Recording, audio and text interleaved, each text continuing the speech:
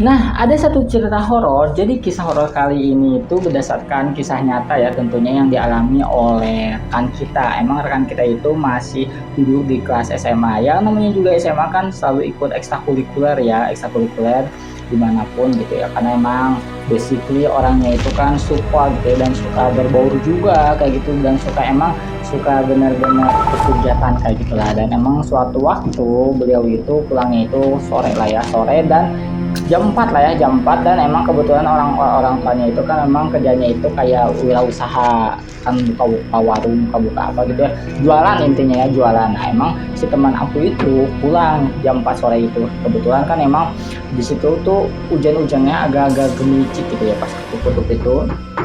Assalamualaikum, katanya kayak gitu ya kan, karena kan emang udah kebiasaannya juga rekan kita itu kalau misalkan masuk masuk rumah atau masuk ke tempat sesuatu kan suka salam dulu ya, assalamualaikum dulu. Nah pas masuk kok pas buka gitu ya, buka pintu assalamualaikum, ada yang ngejawab teman-teman. Sontak kaget juga ya kan, padahal udah tahu ya rekan kita itu bahwa emang si mamahnya itu kan lagi jualan sama ayahnya, terus adiknya juga kan selalu ikut kalau misalkan jualan gitu ya. Jadi gak akan mungkin di rumah itu ada orang gitu kan. Jadi pas ketuk-ketuk assalamualaikum, pas dibuka ternyata ada yang jawab waalaikumsalam. Soalnya kan di situ agak nge-freeze ya rekan kita, ya udah nggak jadi, tutupin lagi pintu, kunci, dan emang main dulu ke tetangganya, ke rumah tetangganya sampai jam 7 malam tibalah ya pulang. Tanyalah ke orang tuanya teh, adek cina kenapa belum pulang, kakak gitu ya, kakak kenapa belum pulang, ini udah maghrib, udah mau isya gitu ya. Cuman kata anaknya itu, iya mah cina ini lagi di rumah teman di tetangga kok, ada di sini. Udah akhirnya pulang. Di situ nggak cerita sama sekali ya, kan memang merasa takut atau gimana, sampai akhirnya pas besoknya pagi baru mulai cerita, maaf cina, maaf pak cina, aku main dulu sebentar karena yang bukan main apapun, soalnya tadi itu kakak pulang. Cuman pas pulang itu, pas nutup pintu ternyata di dalam ada yang salam, katanya kayak gitu. Nah pas gitu udah mungkin kecapean juga atau apa gitu ya di dalam hatinya. Nah emang si mamahnya juga katanya sering melihat kejadian-kejadian yang kayak gitu, makanya ke kakak ya udah kita banyaknya wiridan kayak gitu, zikrullah, sholat, pokoknya kayak gitulah intinya ya. Sampai akhirnya kejadian lagi terulang kita di minggu depannya pas di malam Jumat dong, kan orang tuanya itu biasa kan pulangnya itu pada isyaan lah ya. Nah pas di setengah 6 itu udah aliran, mati lampu, itu benar-benar mati lampu lah teman-teman ya, mati lampu, aliran, dan sampai nunggu gitu karena emang memutuskan agak kareeng gitu ya, meskipun apalagi kondisi rumahnya kan agak mencekam kayak gitu kan. Udah dinyalain lampu, nyalain lilin gitu ya, lilin kok aneh gitu. Tiba-tiba kan di rumah itu kan udah mencekam, ya udah nungguinnya di luar, di rumah, di teras gitu ya, di teras sampai memutuskan sampai orang tuanya balik lah ya. Di teras main aja ya, main-main HP, scroll kayak gitu biar mencairkan suasana mencekam ya. Tapi pas didengar gitu ya, pas main di luar itu maghrib udah makan saharepna malam Jumat, tambah lagi kan karena emang lagi aliran mati lampu kayak gitu ya. Scroll aja ya, scroll main sosmed, kok di rumah di dalam kok kayak ngedenger anak-anak yang rame banget gitu ya, rame banget kok, kayak ada anak-anak main gitu, ada main.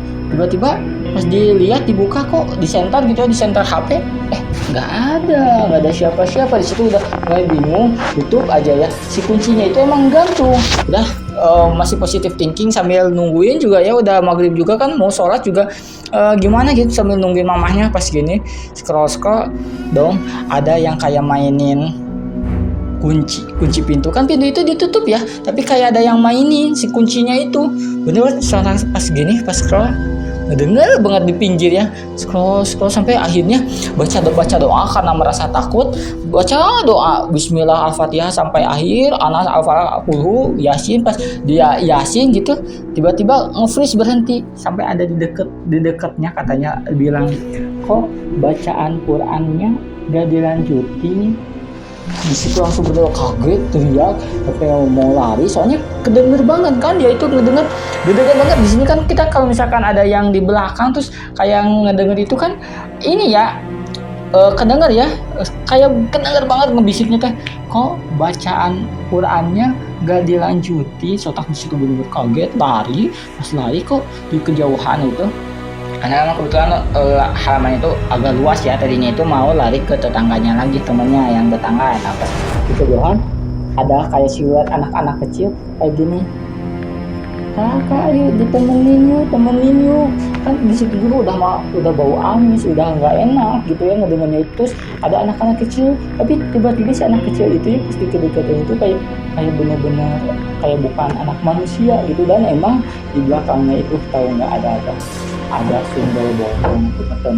Ternyata itu anaknya si sundel bolong. Sundel bolong itu yang menghuni rumahnya si teman aku itu, teman-teman. Karena emang yang kayak gitu.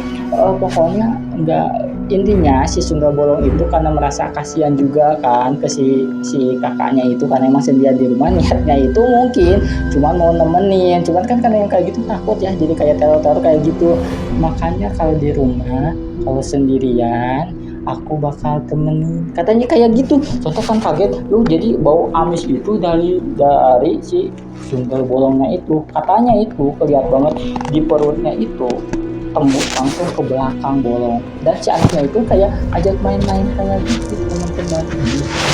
Itu ngepush, dan sampai akhirnya alhamdulillah kembali nyala dan orang tuanya kembali datang ke rumah gitu ya, kan emang udah beres jualan. Dan di situ pun mulai lega dan semuanya diceritain. Akhirnya juga sering-sering membacakan doa-doa di rumah kayak gitu ya, sering-sering baca Quran di rumahnya kayak gitu. Dan alhamdulillah sampai saat ini kayak teror dari hantu sumber bolong itu pun udah nggak ada lagi kayak gitu ya. Baik, sampai di sini dulu aja cerita serem kali ini. Coba cerita serem kali ini tentang seorang anak gitu ya, rekan kita tepatnya yang digangguin oleh hantu sumber bolong itu ya. Kalau aku tolong ya, itu kayak bukan digangguin sebetulnya, karena kan emang merasa kasihan mungkin ya di rumahnya sendirian, jadi akhirnya memutuskan kayak ditemenin lah kayak gitu ya. Mungkin kita lebih baik zikrullah aja lah untuk perlindungan kita, karena kan sebaik-baiknya penolong hanya Allah yang segalanya ya, hanya Allah yang maha segalanya, maksudnya kayak gitu loh, belibet banget ya. Oke, sampai di sini dulu aja cerita serem kali ini. Bagi teman-teman yang punya cerita serem boleh tulis di kolom komentar, nanti Mbah Imut ini bakal bacain. Pokoknya like jika kalian suka, subscribe jika kalian mau, jangan lupa aktifkan notifikasi loncengnya biar kalau misalkan Mbah Imut ini punya cerita serem tidak ketinggalan. Dan jangan lupa tiap malam Jumat Mbah Imut ini selalu live streaming ya, see next video di next episode cerita serem berikutnya. Serem gak tuh.